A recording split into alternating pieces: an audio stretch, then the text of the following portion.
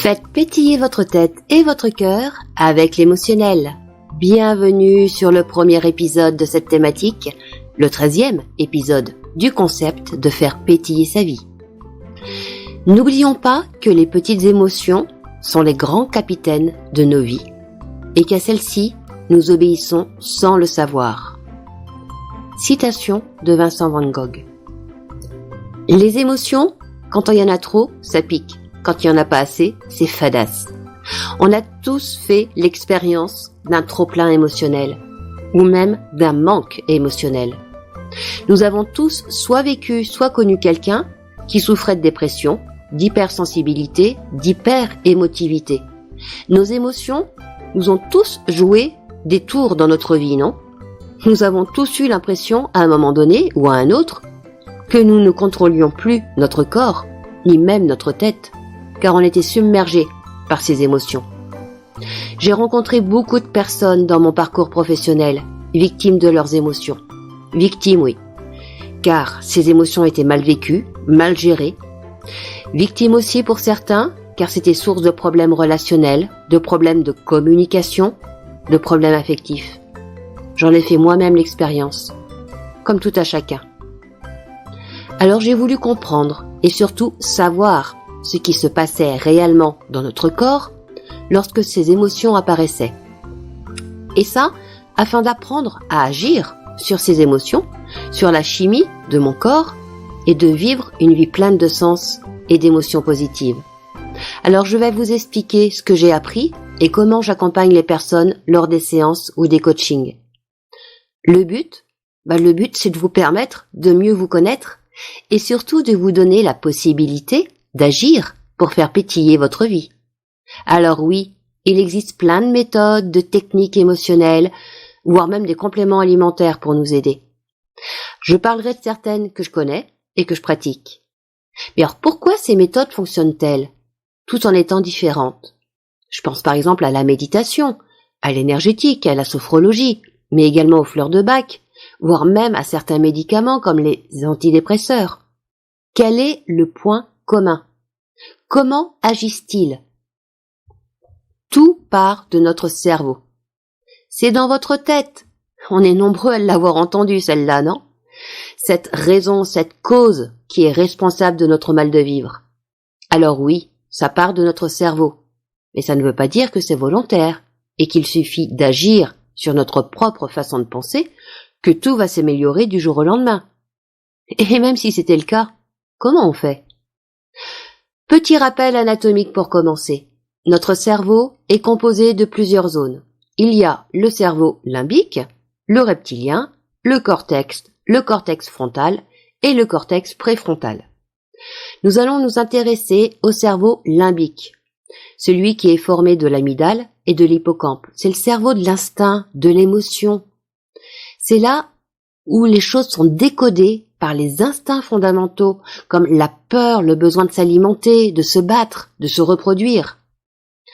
Le cerveau limbique verra une personne que l'on rencontre pour la première fois, soit comme quelqu'un dont il faut se méfier, soit comme quelqu'un éventuellement pour qui on peut avoir un rendez-vous amoureux, un adversaire ou alors un partenaire. Ce cerveau limbique interprète aussi les couleurs en fonction de l'environnement culturel qui l'a façonné. Et nous nous intéresserons au cerveau reptilien qui repose sur l'instinct et assure notre survie. C'est dans ce cerveau reptilien qu'est contrôlée notre respiration, notre rythme cardiaque, la température corporelle de notre corps. Et c'est lui également qui nous pousse à agir, soit par le combat, soit par la fuite. Le néocortex, quant à lui, est responsable de la parole, de l'écriture, du raisonnement. C'est le thalamus qui va transmettre des informations sensorielles au cerveau limbique, qui lui les transmet au néocortex, qui lui les analyse et qui va déterminer le comportement à adapter. C'est grâce au néocortex que nous estimons que cette personne est importante et que l'autre l'est pas. Ce cerveau est capable de planifier et de réfléchir à des actions futures, ainsi qu'à leurs conséquences. C'est là aussi où on fait le choix entre le bien et le mal, où on va réprimer par exemple certaines de nos réactions, de nos comportements qui vont être jugés inappropriés sur le plan social. Le néocortex peut maîtriser les 4 instincts de base du cerveau limbique. Il joue un rôle dans les expériences méditatives également et transcendantales. Chez les humains, le cortex préfrontal, qui est situé sur le devant du cerveau, prend une importance cruciale car il va représenter vraiment notre lien avec notre futur. C'est également la clé de notre illumination et la réponse aux éternelles questions qu'on se pose. Comment faire pour vivre vieux et en bonne santé sans souffrir de maladies? Le cortex préfrontal, lui, gère le raisonnement, l'invention de l'alphabet, la musique, la pensée créative. Et lorsque notre cerveau fonctionne en synergie, notre cortex préfrontal est totalement en éveil et nous sommes donc capables de faire preuve de la forme la plus évoluée de l'intelligence et de la créativité tout en étant efficaces et solidement ancrés dans la réalité. C'est pas beau ça? Il est pas magique notre corps et notre cerveau? Maintenant on va faire un petit point sur les émotions. Alors il existe des émotions dites cognitives, qui sont conscientes et spontanées, comme la joie, la colère, la tristesse par exemple. Elles apparaissent dans notre vie sans raison apparente. Ce sont des sentiments parfois désagréables, qui durent pas longtemps, et ces émotions n'envahissent pas notre conscience. Elles sont raisonnées, elles sont en adéquation avec les circonstances extérieures. Mais il y a également des émotions dites instinctives, qui elles sont plus toxiques. C'est quand on est bouleversé par une dispute que cette émotion perdure longtemps en nous. Ça vous parle là, non? Ce genre d'émotion qui submerge, qui nous fait ressentir de la colère sans savoir pourquoi, surtout et sur rien. Eh ben cette émotion, on peut même pas la contrôler avec notre raisonnement. Même des années après, l'adrénaline qui va être ressentie au moment de la dispute va ressurgir en nous après tant d'années pour de nouveau envahir notre système nerveux et notre corps va revivre la scène comme au moment de la dispute. Ces émotions instinctives découlent des anciens instincts de survie. Souvent, ces instincts sont combinés à des brûlants souvenirs de traumatisme qui sont inscrits dans le cerveau. Ces émotions toxiques sont celles de la peur, de la peine, de l'envie, de la colère. Elles sont souvent empreintes de passion, parfois même de violence. Et elles ont un point commun, c'est qu'elles nous épuisent toutes. Ce sont jamais des émotions qui sont inscrites uniquement dans le moment présent. Et donc ces émotions sont les ennemis de la véritable expérience spirituelle. Et le stress là-dedans? Eh ben le stress, lui, c'est un changement physique qui se produit dans le corps en réaction à différents facteurs de stress. Alors il est possible de le mesurer en détectant les variations, par exemple des niveaux d'hormones de stress dans le corps. Ces hormones qui vont contrôler notre comportement humain et qui vont nous faire réagir face à un facteur de stress précis. Si vous percevez par exemple une situation comme étant une situation stressante, ça va être la région de l'hypothalamus de votre cerveau qui va s'activer. L'hypothalamus va amorcer la réaction au stress en envoyant un message à l'hypophyse. L'hypophyse, lui, va envoyer ensuite un message aux glandes surrénales. Et les glandes surrénales, qui sont situées juste au-dessus des reins, vont libérer du cortisol, qui est une hormone de stress. Donc le cortisol. Le cortisol, si l'organisme garde un niveau élevé d'hormones de stress durant une très longue période, le stress va finir par devenir nocif. Au fil du temps, le niveau élevé de cortisol, justement, va dégrader le cerveau, ainsi que les autres systèmes de l'organisme. Et un dommage au cerveau va être associé à un nombre de problèmes de santé. Il y a également une autre hormone liée au stress qui est l'adrénaline. Là, c'est l'hypothalamus qui va mettre le corps en état d'alerte. Il va induire la production d'adrénaline, cette hormone qui va être stimulante, mais elle va se déverser dans le sang et elle va agir par effet ricochet sur de nombreux organes. La sécrétion d'adrénaline a des répercussions immédiates sur le corps. Le rythme cardiaque s'accélère, la perception possible de palpitations également, on a le souffle coupé, les glandes sudoripares produisent un excès de sueur, un léger vertige peut même s'installer. On peut aussi ressentir des frissons, des bouffées de chaleur, et tout ça suite à une dilatation des vaisseaux sanguins. Des tremblements, des secousses musculaires peuvent survenir, ainsi qu'une impression d'engourdissement ou de picotement. Je vous parlerai plus précisément du stress et des moyens efficaces pour vous aider à le vivre sans trop de dommages, mais ça dans un autre épisode. Et dans les facteurs liés au stress, il y a par exemple l'angoisse qui peut provoquer du stress. L'angoisse, elle, se caractérise par une sensation diffuse de mal-être. On ne connaît pas vraiment l'origine. C'est une impression de danger qui est latent et qui en plus est permanent. Contrairement au stress qui survient par rapport à des circonstances précises, l'angoisse, elle, on n'arrive pas à la définir. Donc elle peut être soit réelle, soit même imaginaire. L'angoisse va naître dans notre cerveau limbique. C'est là où les signaux sont décodés par nos instincts. Un autre facteur de stress, c'est l'anxiété. Elle, l'anxiété, va désigner un sentiment d'inquiétude ou alors un sentiment d'être dépassé. Elle vient bien souvent après la peur de quelque chose. Alors quand on réagit à un stress, la respiration, la fréquence cardiaque, tout ça s'accélère, même la pression artérielle qui augmente. Avec l'aide du cortisol, le foie décompose les molécules et libère plus de sucre, donc de glucose, dans le sang. Une augmentation du taux de sucre dans le sang va fournir plus d'énergie à l'organisme. Ça, c'est un processus qui est essentiel pour la réaction de combat ou de fuite. Mais cet apport supplémentaire d'énergie, qui aide à fuir ou à affronter une situation stressante, il aide aussi l'organisme à revenir à son état normal après l'événement. Ça, c'est dans le meilleur des cas. Parce que le stress qui est causé par la réaction du cerveau limbique ou du cerveau reptilien va avoir des répercussions également sur le cortex préfrontal. Et oui, une émotion instinctive met en branle beaucoup de choses dans notre cerveau. Mais la bonne nouvelle, c'est que ces émotions instinctives fonctionnent grâce aux réseaux neuronaux. Alors en quoi c'est une bonne nouvelle, me diriez-vous ? Parce que les réseaux neuronaux sont des structures plastiques, dynamiques. C'est une constellation de neurones qui va s'illuminer momentanément pour accomplir une tâche précise. C'est pour ça que, par exemple, quand on rumine certaines pensées, bonnes ou mauvaises, ou qu'on pratique certaines activités, bénéfiques ou néfastes, on va renforcer, sans le savoir, nos réseaux neuronaux, qui correspondent à ces pensées et à ces activités. Et en formant, en répétant ces activités ou ces pensées, comme des plaintes par exemple, on renforce les réseaux neuronaux et les habitudes émotionnelles qui y sont liées. Et ces réseaux engendrent des émotions, puis des croyances, et tout ça, ça entretient la souffrance.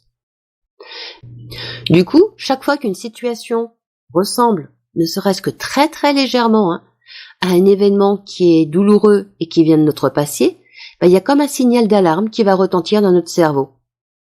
Et ce signal va nous faire croire que cette situation est une vraie menace. Ce traumatisme n'est pas dû à ce qui s'est réellement produit, mais il est lié à la façon dont nous avons enregistré l'information, où on a interprété l'événement. Ça veut dire en d'autres termes que nous sommes sous l'emprise de ce que nous croyons s'être produit, et que cette situation demeure vivante. Ça veut dire qu'on y pense, qu'on en soit conscient ou non, et qu'elle a encore des effets sur notre cerveau. Et c'est avant tout le cerveau reptilien, c'est notre partie inconsciente qui réagit, et notre corps se met automatiquement en mouvement pour nous permettre de vivre. C'est une réponse rapide, brève. Mais il y a la peur qui est l'énergie du corps qui est orientée vers la fuite, ou alors la colère, elle qui est orientée vers le combat. Il y a même la tristesse qui fait son apparition. C'est l'énergie qui va être utilisée pour se recroqueviller, se replier sur soi. Et de là, l'information va monter jusqu'au cortex pour être analysée. Voir s'il y a ou non des raisons d'avoir peur. Et là, normalement, l'amygdale se calme. Mais quand il y a trop d'hormones, quand il y a trop de stress, l'amygdale, elle se calme pas. Et donc l'information continue de circuler jusqu'au cerveau limbique, qui donc prend le relais. Et on aura alors besoin de faire beaucoup d'efforts prolongés pour voir diminuer ces émotions. Sinon, ces émotions vont durer. Et c'est là où ça va se développer en anxiété, en angoisse, en rancœur. Mais attention, l'inverse est vrai aussi, hein. Plus on est positif, plus on permet à notre cerveau d'établir des réseaux neuronaux, des réseaux de joie, de paix, de sérénité. Et là, il y a plusieurs activités qui vont aider à cela. Alors, je ne vais pas vous parler des activités qui vous permettent de vivre du stress ou de la peur, hein, vous les connaissez. Il y a la télé, les journaux télévisés, les émissions de concurrence, les critiques, les musiques trop fortes, les musiques de haine, des paroles de haine. Tout ça va vous mettre dans un état de stress et va faire en sorte que votre cerveau libère un certain nombre d'hormones qui vont effectivement jouer sur vos émotions.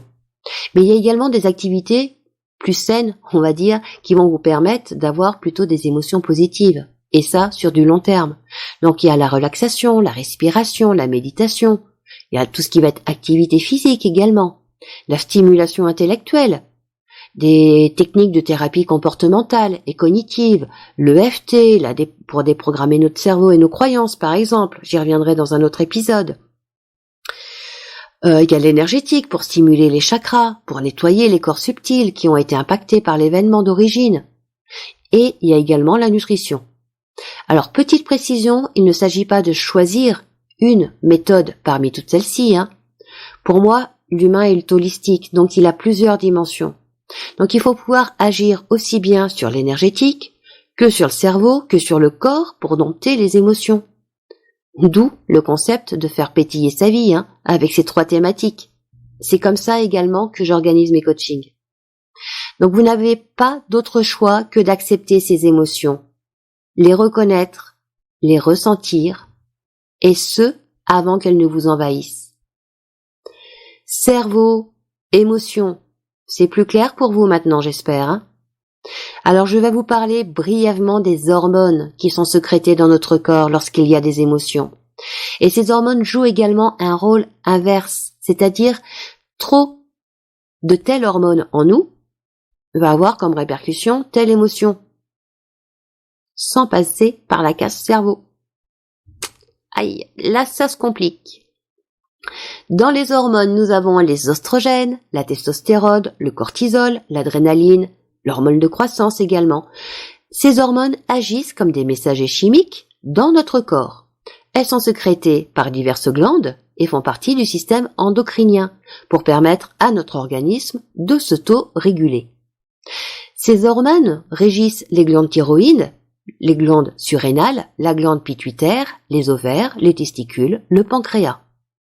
Et les effets d'un dérèglement hormonal sont notamment les sauts d'humeur, la fatigue, l'insomnie, et tout ça pour ne citer que. Le niveau de stress, les polluants, les causes naturelles telles que la ménopause, jouent sur les niveaux d'hormones. Vous vous rappelez dans la thématique sur l'énergétique, je vous confiais que les chakras étaient en lien avec des glandes, ces mêmes glandes qui sécrètent des hormones. Donc l'énergétique agit sur ces hormones, et donc sur la chimie de votre corps, et sur la qualité émotionnelle de votre vie. Pour agir sur ces hormones, et donc sur la réponse de notre cerveau au stress, et à la qualité de nos émotions, on peut accorder plus d'importance, par exemple, également à notre sommeil, sa qualité et à sa durée. On peut choisir une activité, style de méditation, de respiration, mais également sur notre alimentation.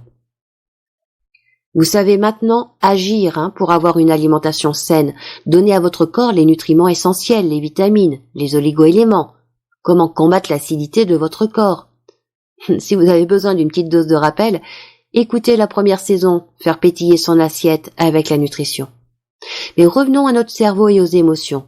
Donc quand il y a stress dans le corps, avec une décharge de cortisol et d'adrénaline, due à de l'angoisse ou à de l'anxiété par exemple, les solutions chimiques sont de booster les hormones dites, elles, de bonheur. Donc les endorphines, la dopamine, la cytocine, la sérotonine. Eh bien, sachez que la sérotonine, par exemple, peut être stimulée par l'apport du tryptophane, qui est un acide aminé, qui est contenu dans certains aliments. Le poisson gras, la volaille, les œufs, les légumineuses, les fruits à coque, les amandes, les noix de cajou. D'ailleurs, la noix de cajou est recommandée en cas de déprime. Pour synthétiser de la sérotonine naturellement de ces aliments, notre organisme a besoin de glucides, les fruits, les céréales complètes. Ces glucides vont apporter l'énergie nécessaire au fonctionnement des globules rouges et du système nerveux.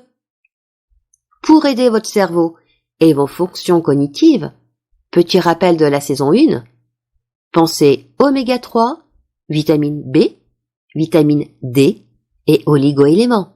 Toujours pour la sérotonine, pensez également soleil ou luminothérapie.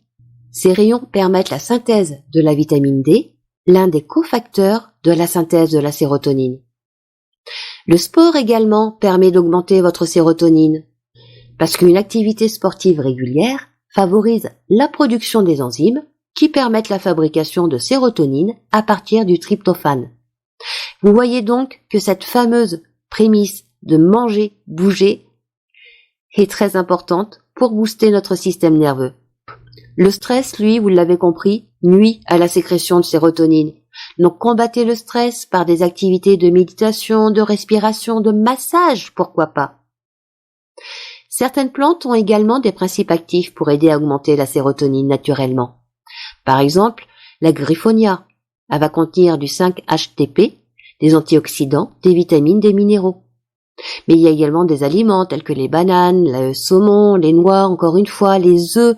Tout ça, ce sont des aliments riches en tryptophane ou en 5-HTP, qui aident le cerveau à produire de la sérotonine. Autre hormone, la dopamine. Elle, c'est un neurotransmetteur qui est libéré par le cerveau, qui va procurer un sentiment de plaisir et de satisfaction. Cette substance chimique, quand elle n'est pas suffisamment sécrétée, va entraîner de la fatigue, un manque d'énergie ou encore des troubles de la concentration. Côté alimentation, privilégiez les aliments riches en tyrosine, les bananes, le chocolat, les avocats, les graines de sésame, les amandes, les œufs, les betteraves, le persil. Pratiquez également un sport, exposez-vous également à la lumière naturelle, écoutez de la musique. La dopamine est connue comme étant l'une des molécules du plaisir. C'est l'une des hormones du bonheur, comme l'ocytocine. Cette substance chimique n'est pourtant pas une hormone, mais un neurotransmetteur, et joue plusieurs rôles dans le cerveau. Parce qu'elle intervient également dans le démarrage et la réalisation des mouvements. Ce neurotransmetteur est également impliqué dans le circuit de la récompense, c'est-à-dire les structures du cerveau responsables du plaisir. Le taux de dopamine augmente lorsque l'on fait quelque chose d'agréable. Et les addictions sont liées à un dysfonctionnement du système de récompense. En effet, certaines drogues vont même aller jusqu'à stimuler la production de dopamine, qui va entraîner un sentiment de bien-être mental et physique, comme l'héroïne, la cocaïne, la morphine, l'alcool, etc. Autre hormone, l'adrénaline. Elle aussi, c'est un neurotransmetteur qui va aider à mieux gérer le stress. Oui, je sais, ça peut paraître bizarre vu que l'adrénaline, quand il y en a trop, on est complètement stressé. Mais c'est un neurotransmetteur qui est synthétisé dans le cerveau à partir d'autres messagers chimiques, à partir de la dopamine et de la noradrénaline. Trop de stress va épuiser les réserves de l'organisme en adrénaline. Pour que l'organisme ne s'épuise pas en adrénaline, il est indispensable en période de stress d'avoir une alimentation riche en acides aminés. Et ces acides aminés, vous allez les retrouver dans certains aliments, tout comme la vitamine B6, la vitamine C et le cuivre. Je ne reviens pas en détail sur ces aliments, je vous en ai donné la liste dans la thématique sur la nutrition. Donc au niveau de la nutrition, au niveau hormonal, les graisses sont la base de la création de toutes les hormones, d'où leur importance. Par contre, les glucides vont épuiser les hormones. Donc mangez plus de graisses saines et moins de glucides. et vous agirez sur la chimie de votre corps, de votre cerveau, sur la qualité de votre vie émotionnelle. Donc vous l'aurez compris, la vie n'est belle que si elle est colorée d'émotions, que vous pouvez agir sur votre équilibre émotionnel en agissant sur votre cerveau, mais également sur vos hormones et sur votre alimentation. Et pour vous permettre d'ajouter un peu plus d'hormones de bonheur, de sérotonine, d'ocytocine et d'endorphine, je vous offre une petite méditation qui est à télécharger sur le descriptif de cet épisode. C'est une méditation du sourire. Parce qu'en faisant le geste de sourire, cela déclenche dans notre cerveau les hormones propices aux émotions positives. Essayez et vous verrez. Dormez, bougez, souriez et faites pétiller votre tête et votre cœur. Prenez soin de vous. La semaine prochaine, je vous parlerai de l'intelligence émotionnelle. Tout un programme. Je vous souhaite une belle semaine et faites pétiller votre vie.